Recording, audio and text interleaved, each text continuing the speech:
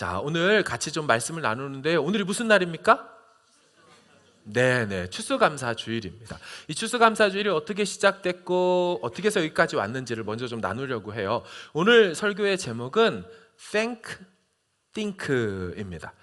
모세가 이스라엘 백성들에게 이렇게 명했어요. 이스라엘 백성들아, 너희가 지내면서 땅의 소산을 얻게 되거든 그것을 주신 하나님께 찬양하고 감사의 반응을 보이는 게 마땅하다 했어요.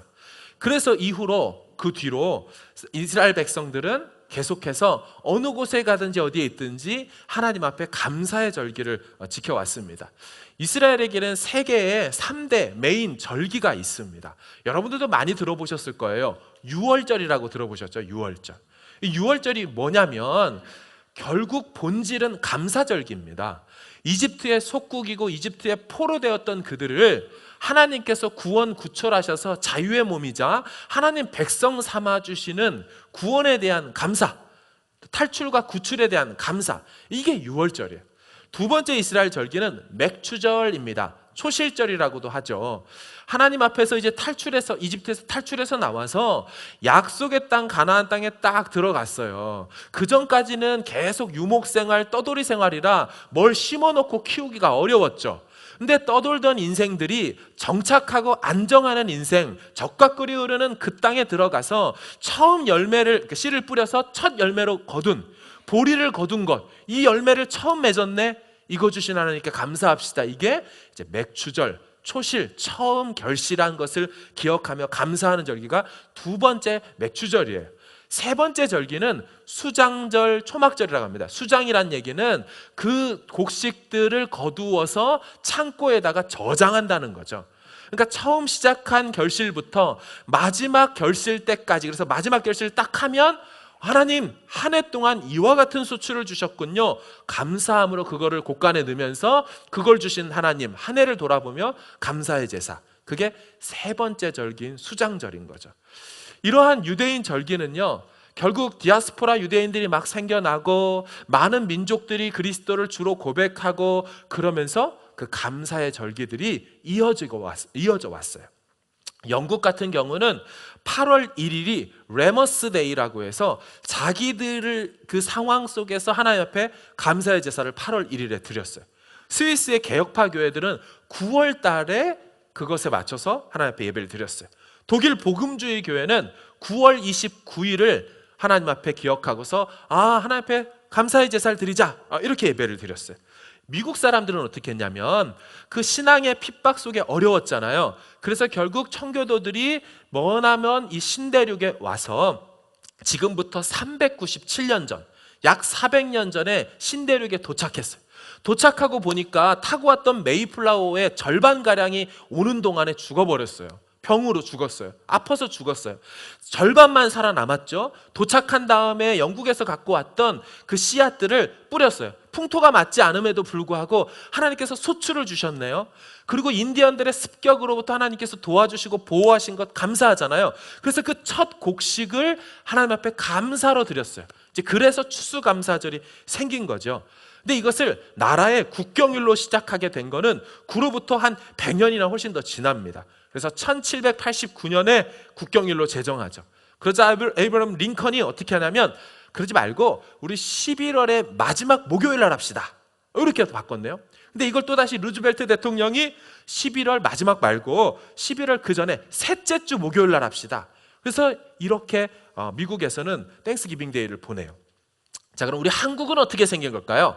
한국은 아시는 것처럼 1885년 4월 5일 부활절에 인천 재물포항으로 해서 아펜젤러 부부하고 그 다음에 언더우드 선교사님이 들어오셨어요. 1885년에 들어와서 약 20년쯤 지난 1904년이 되었습니다. 그때 서경조라는 장로님께서 아니 우리도 하나님 앞에 감사의 절기를 지킵시다라고 제안을 해요. 하지만 그 제안은 바로 받아들여지지는 않고 모든 교단들이 하지 못하고 그분이 속해 있던 장로교에서 가장 먼저 시작을 하게 됩니다. 장로교가 가장 먼저 시작했다는 것을 강조하고 싶은 마음이 괜히 드네요. 그러다가 어떻게 장로교만 하냐, 이거 하나님 앞에 다 해야지. 다른 교파 교단들 선교부와 협의해서 날짜를 정한 게 11월 10날입니다 11월 10날. 그런데 그렇게 하다가 야, 이러지 말고 우리 전체적으로 공식적으로 다시 정하자 해서 11월 셋째 주 수요일 날 지켰어요. 근데 지금 우리는 어떻게 해요? 11월 셋째 주에 주일날로 다시 바꿔서 이제 지키게 되었습니다. 그럼 그 당시 감사절 때 하나님 앞에 헌금을 하면 어떻게 했냐면요, 그것은 곧 이건 영혼의 추수에 대한 감사로 이어져야 한다라고 해서 총회 전도부에 추수감사헌금을 보냈어요. 그래서 이걸 전도 사업에 열심히 써주십시오라고 하면서 추수감사가 이 땅, 이 조선의 땅에, 이 땅은 아니네요, 저 땅, 북반구 저기 위에 있는 저 땅 조선에서 이렇게 시작이 된 것이죠. 그런 이유로 우리도 11월 셋째 주 주일에 추수감사절을 지켜요. 근데 문제는 뭐냐면 우리가 이 추수감사절을 맞을 때 하나님 앞에 얼마나 우리가 어떻게 또한 감사로 나아가고 있느냐, 그걸 고민하고 싶다는 거예요. 오늘 설교의 제목처럼 감사, thank는 think, 생각하는 것부터 나온다, 이렇게 말씀을 드렸습니다. 저는 한 주간 동안 돌아보면서 우리 가정에 또 내 삶 가운데 뭐가 감사한 게 있을까를 생각할 수밖에 없는 구조를 좀 만들었어요. 이른바 뭐냐면 주일에 하나님 앞에 나올 때 주일 헌금을 드렸잖아요. 저도 그랬거든요. 근데 그렇게 드리다 보니까 어떤 현상이 있냐면, 그게 나쁜 건 아닌데 의뢰이 정해놓은 액수를 갖고 와서 그냥 드리고 쑥 들어가더라고요. 제가 여기에 감사의 마음도 좀 안 담기고 그냥 의무를 다하는 느낌만 나서 어떻게 하면 이걸 감사하며 드릴 수 있을까 했더니 교회 감사헌금이라는 게 있더라고요. 그래서 교회 봤더니 감사헌금에 요만한 공란이 있어서 뭐가 감사한지를 쓰게 돼 있었던 거예요. 그래서 야, 주일날 헌금을 드리는 것도 좋지만 그걸 내가 좀 감사헌금이라는 봉투에 따로 써서 내다 보니까 어떤 일이 일어나요? 그 공란을 채워야 되는 거예요. 뭐가 감사한지 써야 되잖아요. 그러다 보니까 가족 모두가 생각하게 되고, 그러다 보니까 공란이 부족할 정도로 막 떠오르게 될 때가 있어요. 그 중에서 최고의 것을 감사하면서 이렇게 드리게 된 거죠. 저는 지금까지 사역하면서 이 교회 저 교회 이렇게 사역을 하면서 항상 이 얘기를 전했어요. 여러분들도 그냥 주일헌금을 생각을 하고 드리면 좋지만 그러지 못하고 있다면 감사헌금으로 하나님 앞에 드려도 아무 문제가 안 됩니다. 아무 문제가 안 됩니다. 그래서 제가 있던 교회는 항상 감사헌금 내용을 적잖아요. 그럼 그거를 이렇게 딱 추려가지고는 주보에 간지로 넣어서 앞뒤쪽에 이석재 목사 안수 받은 거 감사합니다, 이석재 첫 아들 태어난 거 감사합니다, 뭐 이런 식으로 써서 쫙 리스트를 한 거예요.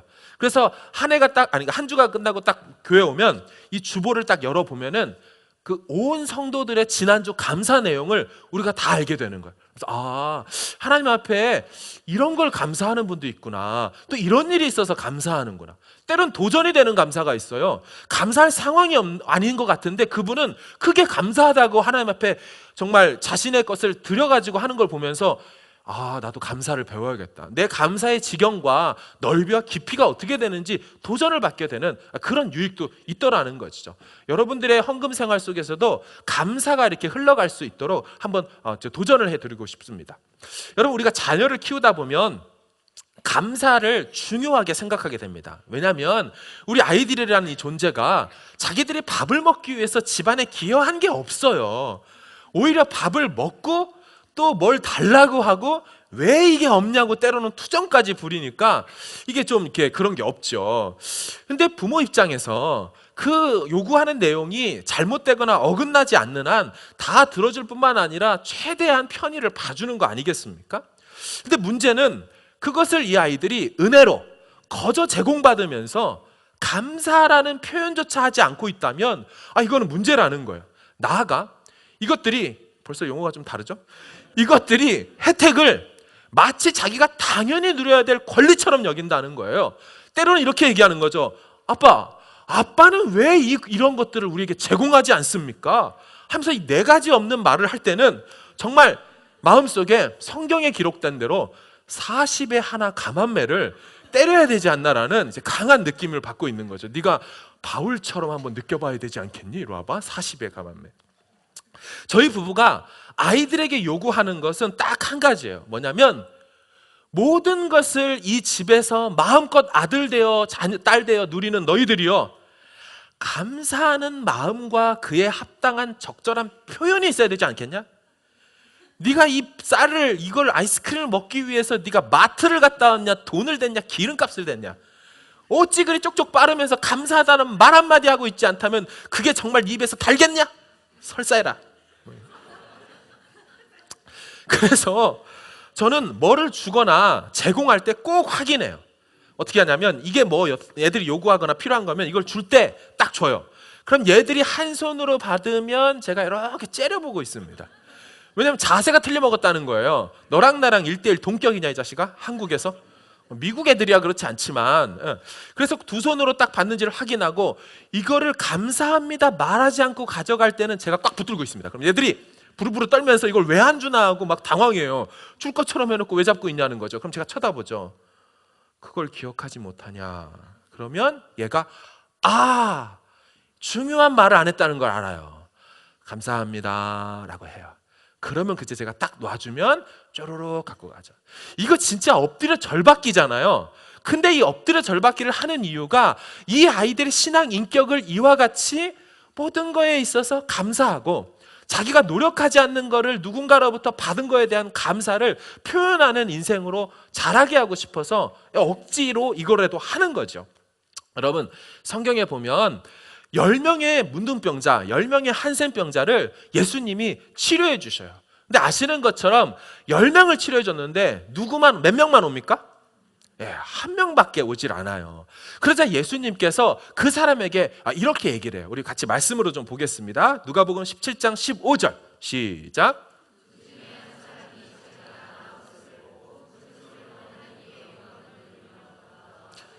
발 앞에 엎드려 감사하니 그는 사마리아 사람이라. 아멘.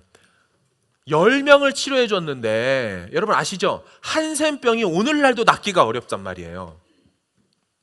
그 당시도 당연히 의술도 안 되고 그렇게 고칠 약도 없는데 그거를 치료받았던 사람 중에 9명은 오질 않아요. 딱 한 명만 왔는데 이방인인 사마리아 사람이에요. 정말 잘났다라는 유대인들 9명은 오지도 않고 이 유대인들 입장에서 정말 걔보다도 못하다고 여겼던 그런 족속 하나가 오히려 합당한 반응을 하려고 옵니다. 우리 17절 한번 읽어보겠습니다. 예수께서 뭐라고 하시는지요? 시작.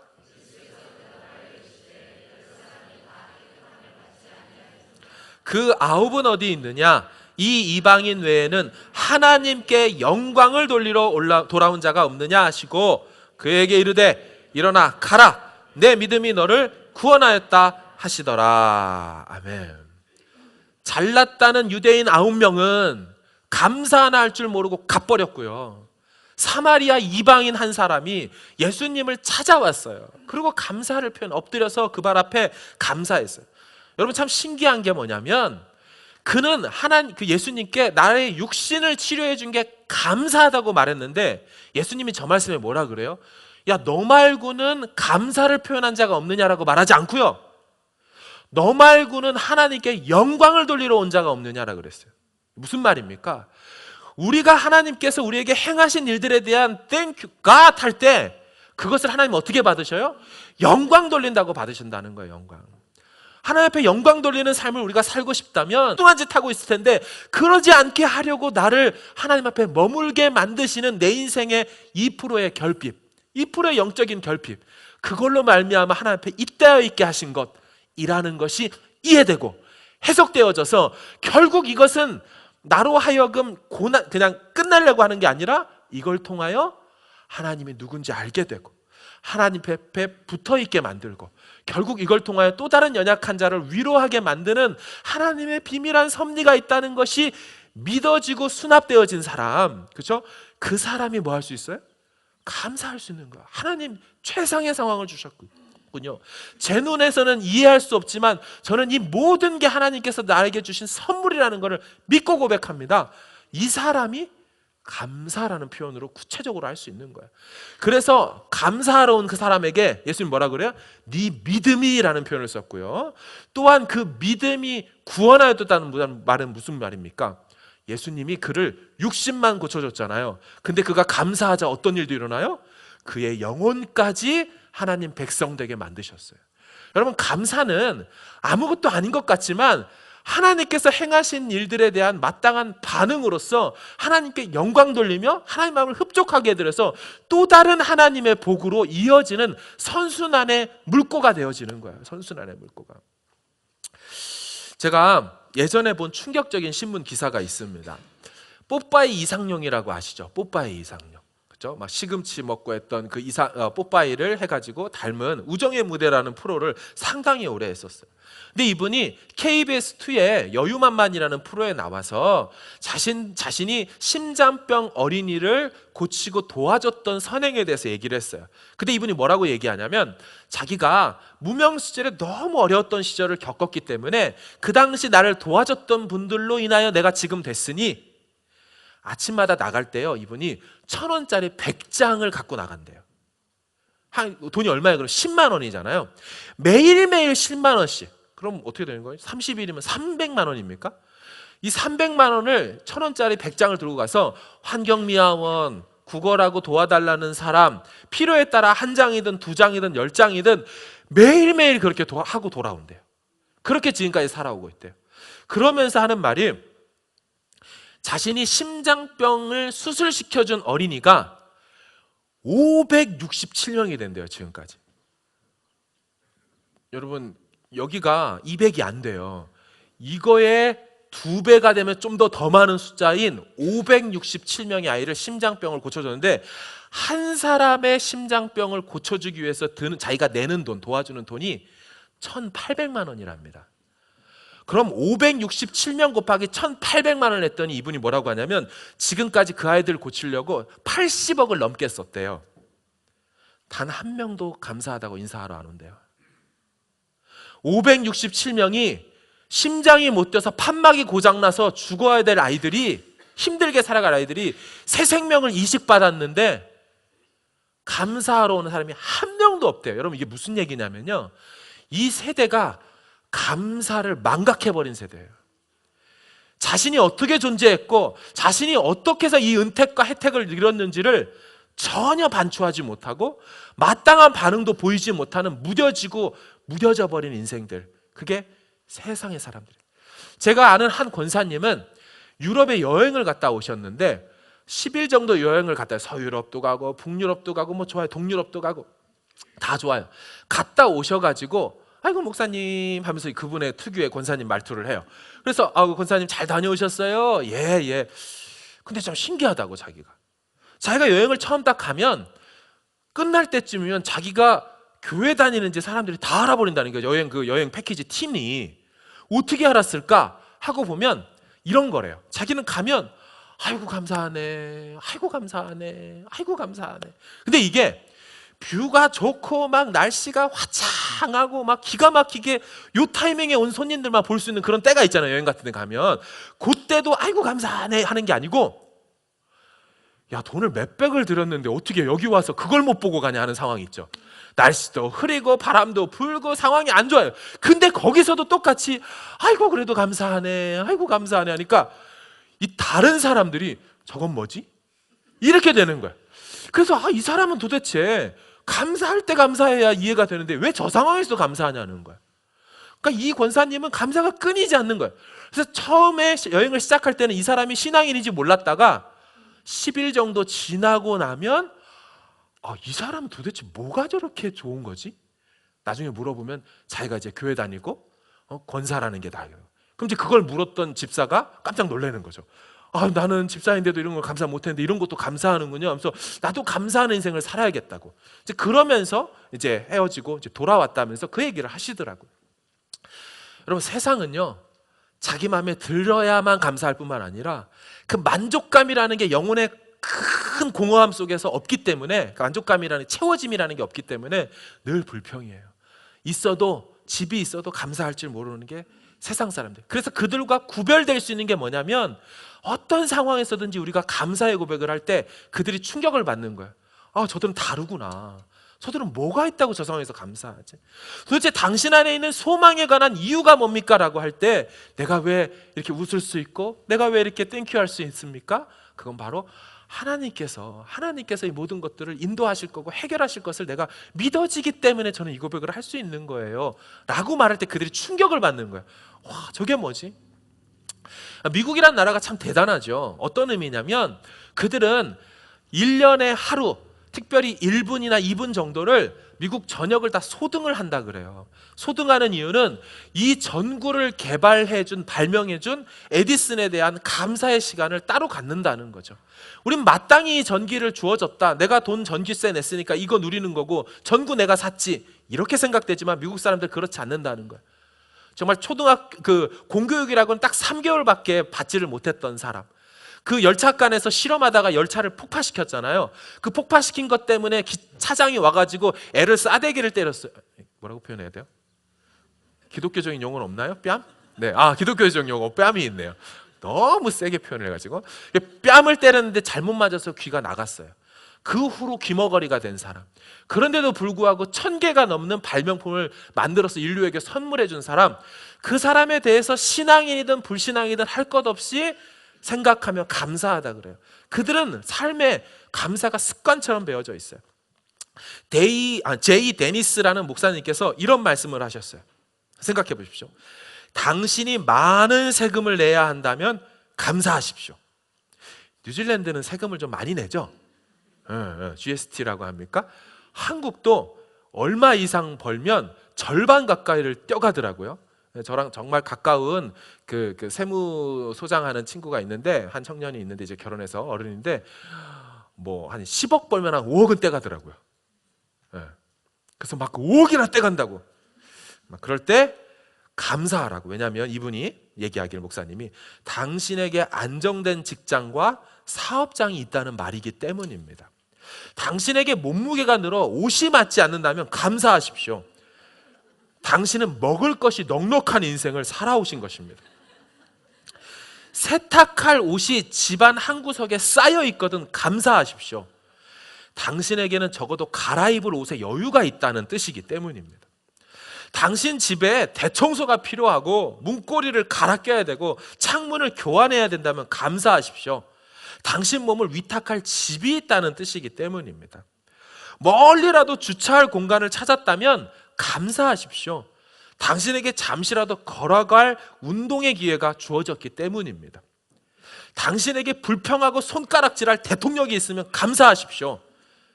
당신은 언론의 자유가 보장된 나라에 살고 있는 것입니다. 당신 뒷자리에 앉아있는 교인의 찬송 음정이 엉망으로 들려오고 있다면 감사하십시오. 당신의 청각은 정상이기 때문입니다. 아침에 울리는 알람 소리가 고통스럽게 들리거든 감사하십시오. 당신에게는 오늘 또 일해야 할 하루가 기다리고 있다는 뜻이기 때문입니다. 하루해가 저물어 온몸이 나른하고 피곤하거든 감사하십시오. 당신은 오늘 하루를 열심히 살아왔다는 증거이기 때문입니다. 여러분, 역시나 감사, thank는 think, 놓쳐버릴 수 있고 그냥 지나가 버릴 수 있는 이 모든 것들을 시각을 바꾸어 다시금 바라봤을 때 막 감사라는 게 넘쳐나게 되는 것이죠. 여러분, 청년 시절에 제가 하나님의 뜻을 찾기를 참 간구했어요. 예수를 제대로 만나고 나니까 내가 원하던 대로 사는 게 가장 행복하지 않다는 걸 알았어요. 그렇게 살아봤는데 되지도 않고 행복하지도 않아요. 뭐가 가장 행복할까? 하나님 뜻대로 사는 거라는 거 알았어요. 근데 하나님 뜻이 뭔지를 모르겠더라고요. 기도하고 묵상하고 별짓을 다 해도 모르던 중에 성경을 피다 보니까 명확하게 하나님의 뜻이 이거라고 명시해 놓은 구절을 발견하고 제가 무릎을 쳤습니다. 데살로니가전서, 자, 여러분 잘 아시는 말씀이에요. 5장 말씀 같이 읽어볼게요. 시작. 이것이 그리스도 예수 안에서 너희를 향하신 하나님의 뜻이니라. 아멘. 그러니까 우리가 순간순간 하나님의 뜻대로 살고 싶습니다라고 찬송하고 노래했다면 어떻게 사는 거야? 내면에 늘 기쁨이 가득 차 있는 인생, 그죠? 특별히 구원, 기쁨이라는 이 카리스라는 이 단어는 성경의 용례를 보면 구원과 관련된 문맥에서 많이 나와요. 뭐 먹을 걸 먹고 승진을 하고 일이 잘 풀려서 그들이 기뻐했다는 표현은 없고요. 언제 기쁨이라는 이 단어가 나오면, joy라는 단어가 나오냐면 하나님이 저들을 구원하셨다는 소식을 들었을 때, 그때 교회의 마땅한 반응은 기쁨의 반응이었어요. 그래서 구원과 기쁨은 항상 같이 가요. 무슨 말입니까? 우리에게 늘 기쁨이 가득해야 되는데 그것은 뭐에 대한 묵상?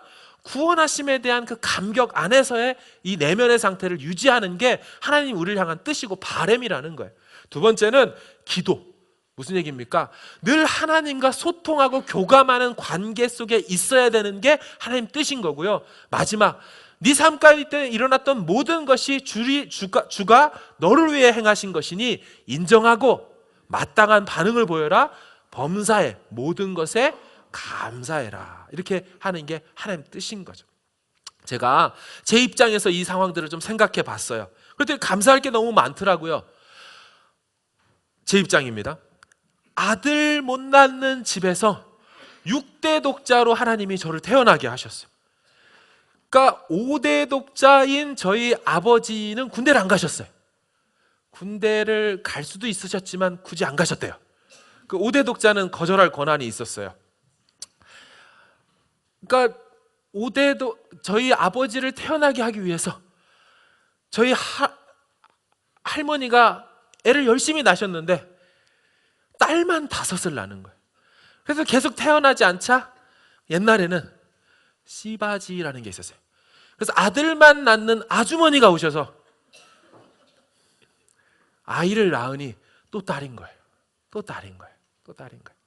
그렇게 낳지 못하다가 6.25가 터지는 해에 저희 아버지를 낳는데 아들인 거예요. 아들인 거예요. 아들인 거예요. 본처에서 낳았어요. 본처에서. 얼마나 감사해요. 근데 그 집안에 한 방에 아들을 낳으니 이름을 이석재라 하니라 해서 이제 제가 나온 거예요. 그러니까 얼마나 귀합니까? 막 애를 이렇게 낳고 막 그런 거를 해도 막 아들이 안 나오는데 바로 첫 아이를 낳으니 아들이 나온 거예요. 감사하죠. 제가 그렇게 태어난 게. 또한 믿는 어머니 안에서 신앙으로 자라올 수 있는 게 감사하고, 서투셨지만 속 깊은 사랑으로 저를 사랑해 주셨던 아버지의 그 사랑을 나중에 커서 알게 되니까 또한 마음에 뭉클한 감사가 있었어요. 저를 낳고 10년간 아이를 갖지 못했어요. 이유 없이 저희 어머니가. 그런데 하나님께서 아이를 주셔서 10년 만에 제 여동생이 태어났어요. 제가 지각을 갖고 초등학교에 들어가 보니까 다 자기네 집 동생들이랑 놀고 형이랑 놀고 있는 거예요.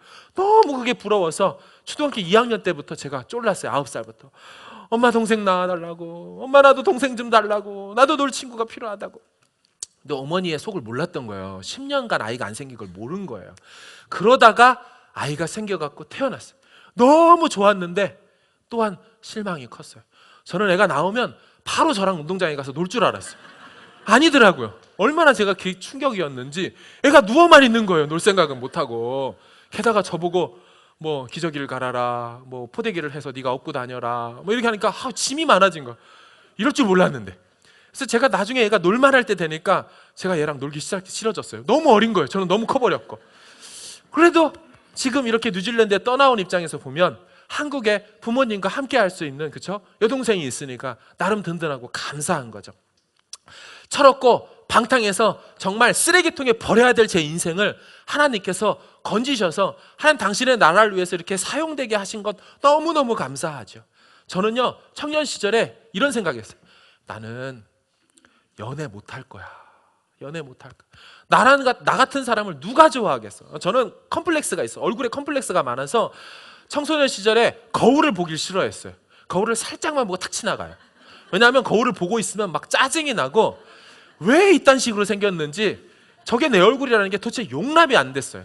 지나가다가 중학교 여자애들이 동료도 걔네들이 웃으면 나의 외모를 보고 비웃는 거라고만 생각했지, 자기들끼리 그냥 얘네들은 바람만 불어도 웃는 애들이잖아요. 나중에 보니까 그렇더라고요. 뭐 낙엽만 떨어져도 막 까르르 까르르 하는 애들인데 몰랐던 거예요. 그래서 막 자괴감이 많았어요. 그래서 연애를 당연히 못할 거라고 생각했죠. 그런데 제가 횟수를 말할 수는 없지만 했다는 거 아니겠어요?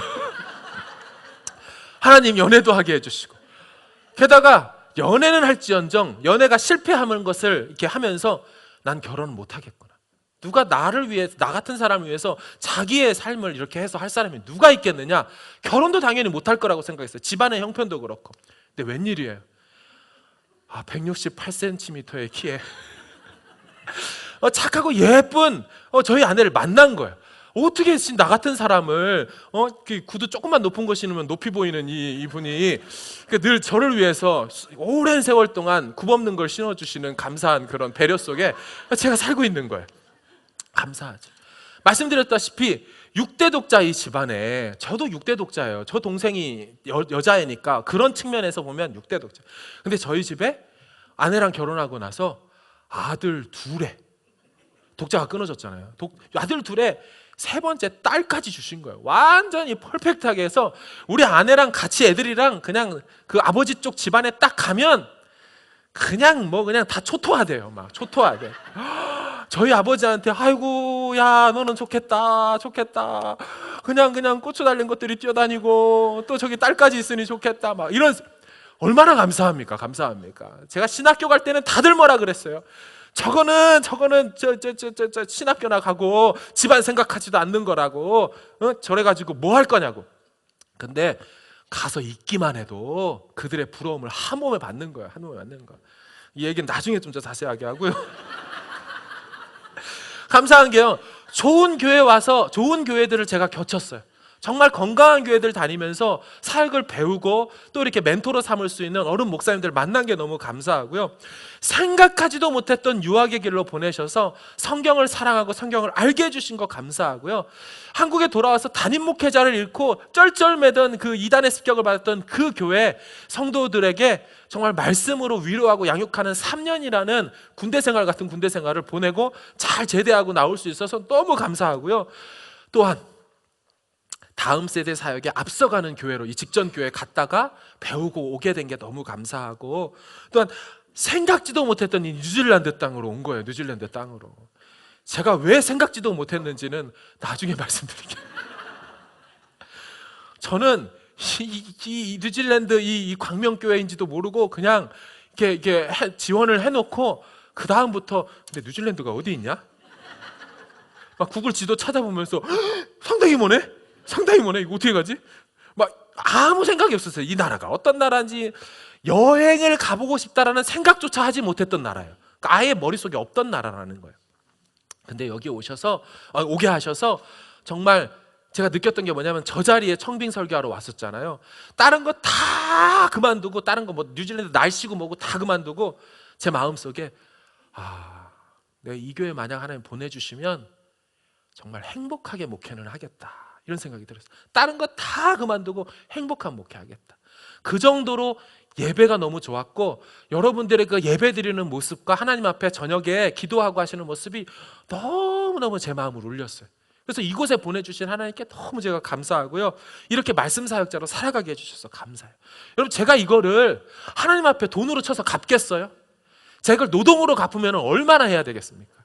할 수 있는 게 있으면 오직 감사할 수밖에 없는 거예요. 하나님, 이 모든 걸 선물로 주셨고 앞으로 행하실 일들 감사합니다. 이것밖에 할 수가 없다라는 거예요. 여러분, 기독교는요, 자력 구원의 종교가 아니에요. 내가 해서 구원의 반열에 오르는 게 아니고, 나는 아무것도 할 수 없었는데 택하셔서 당신의 나라를 끌고 가신다는 타력 구원의 종교예요. 그러면 우리가 뭐 해야 되겠어요? 거기 가서 감사해요. 요한계시록에 나타난 14만 4천으로 대변되는 구원받은 택자의 찬양과 예배, 그 본질적으로 어떤 예배일 것 같아요? 구원하심이 보좌에 앉으신 우리 하나님과 어린 양께 있도다라는 구원해 주신 것에 대한 감사의 예배 아니겠어요? 감사의 예배. 그러니까 우리의 예배는 본질적으로 어떤 예배가 돼야 돼요? 매주의 예배가 감사의 예배로 나아가는 것입니다. 여러분, 오늘 우리가 나눴던 이 본문 10편, 100편은 의미 있는 본문입니다. 왜냐하면 시편이 총 몇 개가 있어요? 성경에 150개가 있어요. 거기에 수많은 내용적 측면에서 감사의 시들이 있어요. 이 시를 보니 감사가 많네, 저 시를 보니 감사가 많네. 하지만 그 시들 중에 첫 서두에 히브리 마소라 텍스트 원문에 이 시는 감사의 시입니다라고 소제목을 딱 달아준 시는 이 시밖에 없어요. 다른 시들을 고려해 볼 때 감사의 시로 분류할 수는 있어도 진짜 이름 처음부터 감사의 시라고 명명한 건 이거밖에 없어요. 이 정확한 감사의 시, 그들의 감사의 내용이 뭔지 아세요? 여호와가 우리 하나님 되어주셔서 감사합니다 였어요. 수많은 가나안의 여러 이방 신들이 우리의 하나님이 아니고, 왜 그래요? 그들이 섬겼던 몰렉, 그모스, 얘네들 뭘 하래요? 이 신이 자녀 갖다 바치라는 신이에요. 그 신이 자신들의 부족의 신이었으면 어떻게 해야 돼요? 새끼 나서 갖다 바쳐야 돼요. 불에 지나가게 해서 태워 죽여야 돼요. 근데 하나님, 자신들이 섬기는 하나님이 인자가 많으시고 긍휼과 자비가 무한하시되 대대에 이르는 영원토록 그런 멋진 성품을 갖고 계신 그런 하나님을 우리가 섬길 수 있어서, 우리를 위해 모든 걸 다 하신 그분을 섬길 수 있어서 자기네들 그게 감사하대요. 저 신 말고 그 신, 그 하나님. 두 번째는 우리가 그분의 기르시는 양이라는 게 감사하대요. 당신께서 정말 우리를 돌보신다라고, 우리를 양처럼 대우해 주신다고 인하여 감사하대요. 저는 설교를 마무리하면서 우리 같이 찬양하기를 원해요. 하나님 앞에 이렇게 내가 할 수 있는 것은 오직 감사와 기도입니다.